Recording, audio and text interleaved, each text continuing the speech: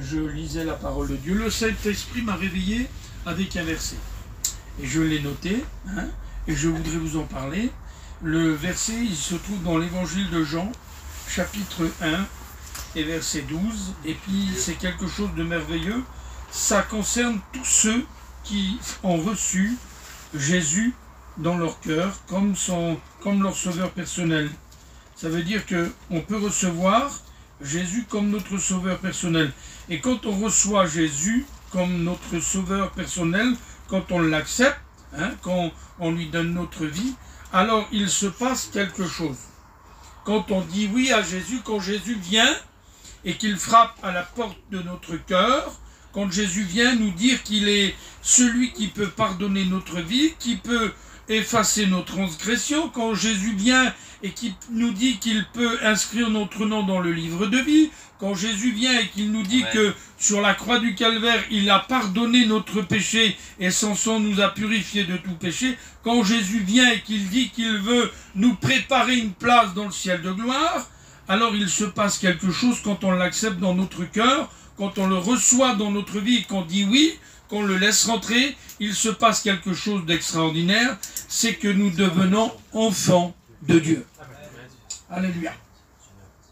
Et quand on est enfant de Dieu, quand on a reçu Jésus dans notre cœur, alors on n'est plus errant et vagabond, comme la Bible elle dit, on devient enfant de Dieu. Et je ne sais pas si ça vous fait quelque chose, mais moi, dans la nuit à 2 h du matin, je me suis assis dans la camping et puis dans la caravane, je me suis assis sur le coussin et puis j'ai réfléchi, j'ai dit moi qui n'étais pas grand chose auparavant, moi qui n'étais pas quelqu'un d'important auparavant, parce que j'ai laissé rentrer Jésus dans mon cœur, parce que je l'ai accepté comme mon sauveur, parce qu'il a pardonné mon péché, alors je suis devenu enfant de Dieu. Amen. Et ça c'est quelque chose d'extraordinaire. C'est quelque chose de merveilleux. Alors aujourd'hui, je porte le nom de chrétien. Amen. Je porte le nom de celui qui a un père dans le ciel. C'est vrai qu'on a tous, il n'y a pas de problème, on a tous eu un père. Et puis à l'heure d'aujourd'hui, il y a parmi nous des jeunes garçons qui ont leur père, qui sont dans le chapiteau, dans la petite toile de tente. Il n'y a pas de problème. Mais un père céleste, un véritable père qui est dans le ciel et qui nous attend bientôt, nous allons le rejoindre et nous allons nous réjouir avec lui. Et puis, je pensais à ça, alors je lis le verset avec vous, pour pas qu'on va trop vite. Il dit ceci, dans l'évangile de Jean, chapitre 1, verset 12, il dit « Mais à tous ceux, donc ce que je disais à l'instant, qui l'ont reçu, à ceux qui croient en son nom, il a donné le pouvoir de devenir enfants de Dieu. Amen. » Amen. Amen. Essayons de réaliser ensemble, je sais que vous le faites, et puis que vous l'avez déjà réfléchi. Vous êtes devenus, parce que vous l'avez accepté, vous êtes devenus enfants de Dieu. C'est-à-dire qu'avant, nous étions des créatures que Dieu avait créées, il n'y a pas de problème. Nous étions des créatures que Dieu avait créées à perfection, parce que dès le commencement de la parole, dès le livre de la Genèse, la Bible, elle dit que Dieu créa l'homme à son image. Et quand il a créé l'homme à son image, alors il l'a créé comme lui il l'a voulu. Mais à cause de la désobéissance, à cause du péché, alors l'homme a désobéi et il s'est éloigné de Dieu, il est devenu désobéissant. Mais par le don gratuit de Jésus, de sa vie, nous sommes devenus enfants de Dieu, réconciliés avec lui. Et puis, je bénis Dieu ce soir que tu es là. Tu sais pourquoi? Parce qu'il y a deux façons de parler à son fils. Il y a plein de façons. Moi, quand je parle des fois à mes fils et qu'ils m'écoutent, alors je leur parle avec des mots que c'est simple qui sortent de ma bouche. Ils sont simples, ils sortent de ma bouche, et puis juste simplement des phrases, des mots. Alors il y a cet amour qui sort, alors ils voient que je les aime. Ils voient que vraiment, simplement en disant des mots, ils voient que c'est des mots d'amour. Et puis ça m'arrive des fois, quand mes garçons ou quand ma fille elle m'écoutait pas, alors j'étais un peu plus dur. Quand je l'appelais plus mon fils, quand je l'appelais par son nom, quand je l'appelais un tel, alors ça voulait dire que mon ton de voix se durcissait et que je voulais faire passer un message. Mais là, ce soir, il n'y a pas de message à passer, il n'y a que des mots d'amour à travers la parole. Gloire à Dieu, amen. Et je voudrais faire ça. Allez, je le fais. Oui, un père, quand il prend son fils dans ses bras, et qu'il lui dit je t'aime, c'est quelque chose de merveilleux.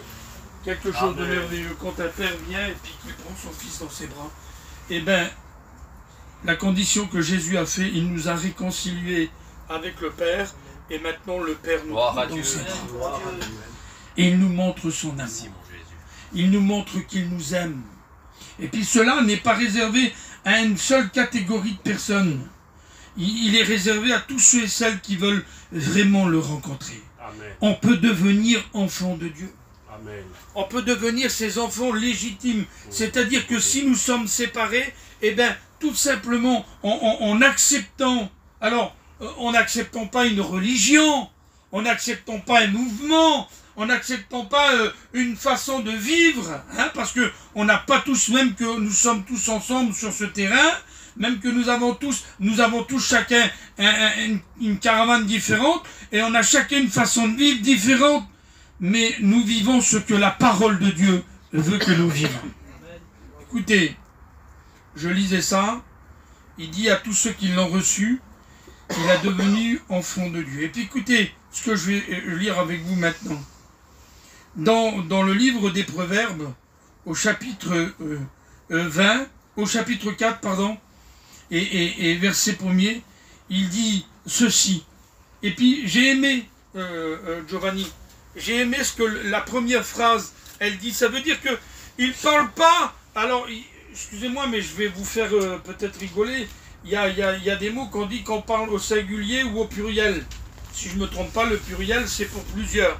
Et au singulier, c'est pour une seule personne, si je ne me trompe pas. Et bien là, au chapitre 4, il parle au singulier. Il parle à plusieurs personnes. Et il dit, écoutez ce qu'il dit. Il dit ceci. Il dit, écoutez, mes fils, l'instruction d'un père. Amen. Écoutez, mes fils. Et puis je voudrais dire ça ce soir. Écoutez, mes filles, l'instruction d'un père. Amen.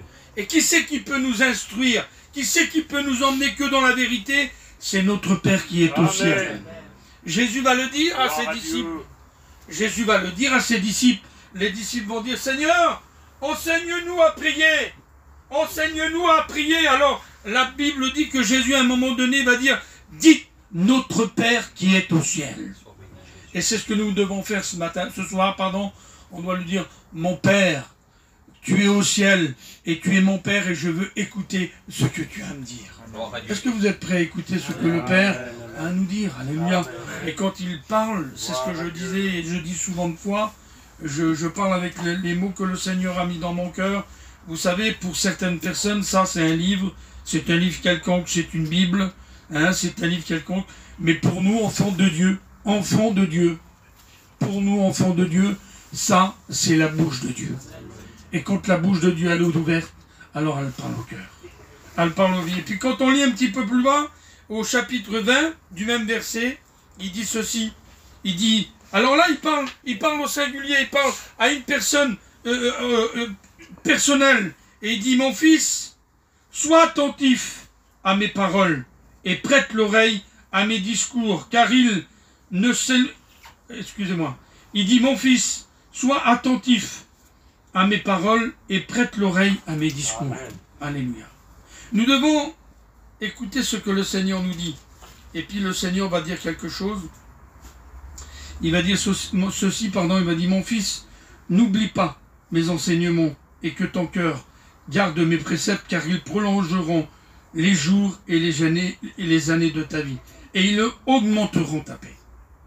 C'est-à-dire que si on écoute et qu'on met en pratique, si on écoute et qu'on serre dans notre cœur sa parole, si on écoute et puis que coûte on marche selon ce que le Seigneur veut nous dire, alors nous aurons des jours merveilleux avec lui. Non pas simplement que sur la terre, parce que la vie chrétienne sur la terre a l'effet de problèmes des fois, de soucis, il n'y a pas de problème. Il y a des problèmes, des soucis.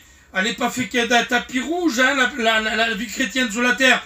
Mais tous les jours, nous avons notre Seigneur qui est avec nous, notre Père qui est avec nous, et qui nous garde et qui nous protège. Mais la vie, elle sera plus longue quand on sera avec lui dans son ciel de gloire.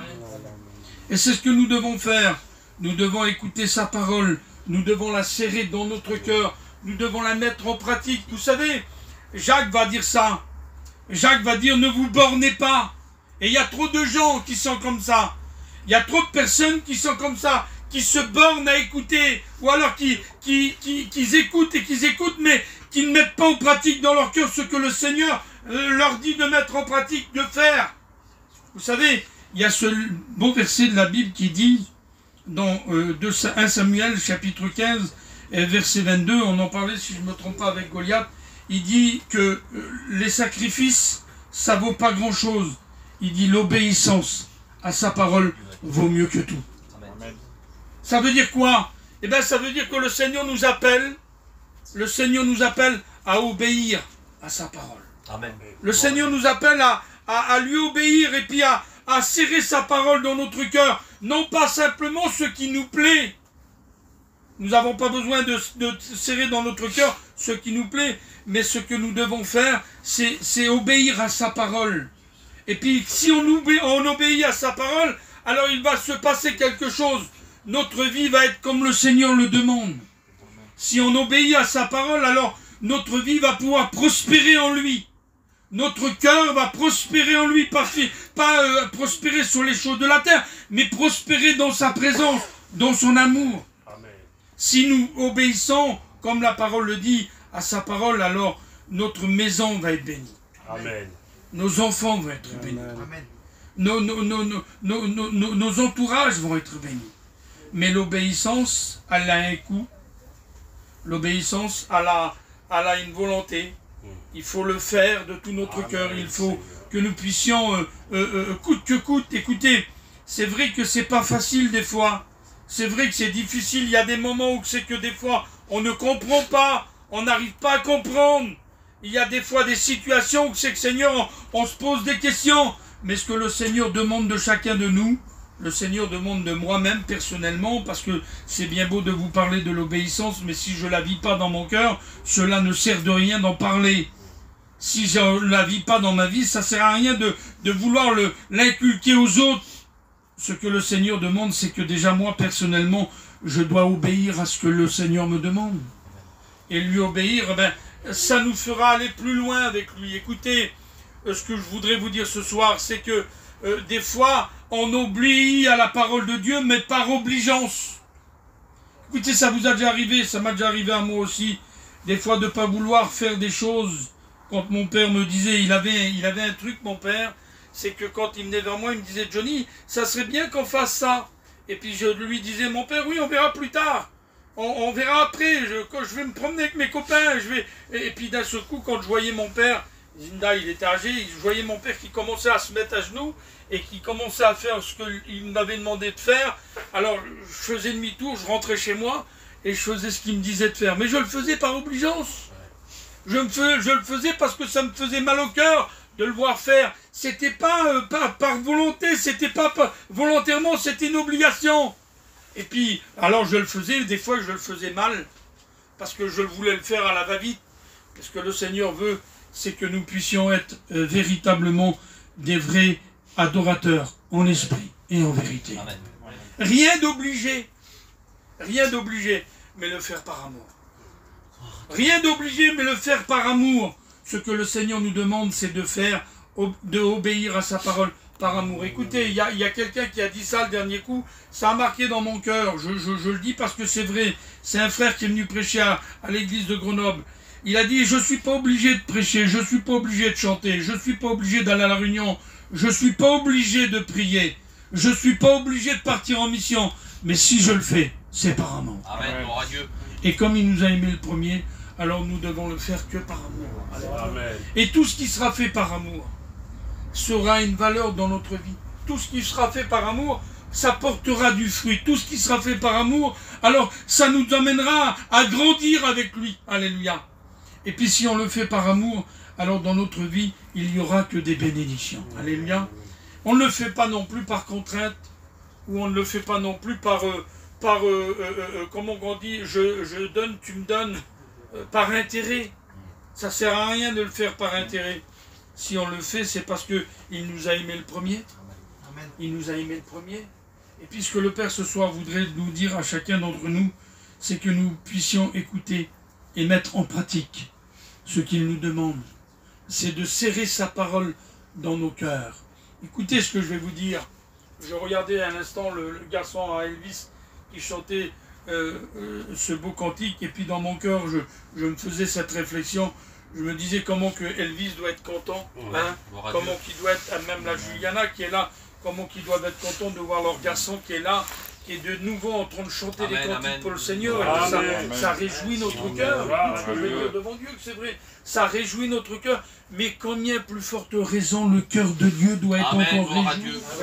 Comment que le cœur du Seigneur doit être réjoui encore plus de voir son fils, comme il dit, qui était parti, qui est revenu à la maison, qui était mort, qui est revenu à la vie. Quelle bonté de voir son garçon de revenir dans la maison du Père. Eh bien, ce soir, que son nom soit béni. Tout est fait pour la gloire de Dieu. Amen. Tout est fait pour la gloire de son nom. Écoutez, ce qui s'est passé, je le crois de tout mon cœur, que ce qui s'est passé dans son cœur, ce n'est pas l'affaire d'un homme, mais c'est l'affaire du divin. Puis ce soir, le divin, il voudrait qu'on puisse aller plus loin avec lui. Je voudrais qu'on baisse nos têtes. Je ne voudrais pas aller plus loin. Et je voudrais qu'on prie le Seigneur. Qu'on le remercie parce qu'il est notre Père. Qu'on le remercie parce qu'il est celui qui nous conseille. Il est celui qui nous parle. Il est celui qui nous avertit. Il est celui qui nous aime. Il est celui qui veut nous sauver. Il est celui qui veut nous serrer dans ses bras d'amour. Il est celui qui nous dit encore ce soir, écoute mon fils, je t'aime, je t'aime. Je t'ai gravé sous la paume de mes mains, comme la Bible dit. Et si on prie ce soir, alors je voudrais qu'on le fasse de tout notre cœur. Amen. On prie le Seigneur ensemble. À toi la gloire. On va passer un petit moment si vous le voulez. Et je ne voudrais pas vous dire prier le Seigneur, mais je voudrais que vous puissiez prier le Seigneur et le remercier. Et de dire Seigneur, oui Seigneur, nous voulons être obéissants à ta parole. Merci Seigneur. Merci mon Père ce soir. Merci mon Jésus. Merci Seigneur parce que tu es celui qui restaure nos âmes. Merci Seigneur parce que tu es celui qui bénit nos vies. Merci Seigneur parce que tu es celui qui réjouit nos cœurs. Merci parce que Seigneur tu nous as appelés et nous sommes tes enfants. Nous sommes devenus enfants de Dieu et nous sommes réjouis Seigneur ce soir de venir Seigneur encore ce soir te prier, te louer, t'adorer, te glorifier, te remercier. Merci pour tout ce que tu fais chaque jour. Merci parce que tu prends soin de nous. Merci parce que tu veilles sur nos âmes. Merci parce que tu bénis nos foyers. Merci parce que, Seigneur, tu gardes nos maisons. Merci parce que, Seigneur, bientôt, nous allons nous retrouver avec toi dans ton ciel de gloire. C'est pour ça que ce soir, nous voulons glorifier ton nom, bénir ton nom, louer ton nom, parce que tu en es digne, parce que tu es saint, Seigneur, parce que tu es merveilleux. Mon Père, je t'adore. Mon Père, je te loue. Mon Père, je te glorifie. Mon Père, je te loue parce que tu es merveilleux et parce que tu es présent dans ce lieu. Ce soir, mon âme bénit l'Éternel et n'oublie aucun de ses bienfaits. À lui soit la gloire, à lui soit l'honneur. Amen, Seigneur.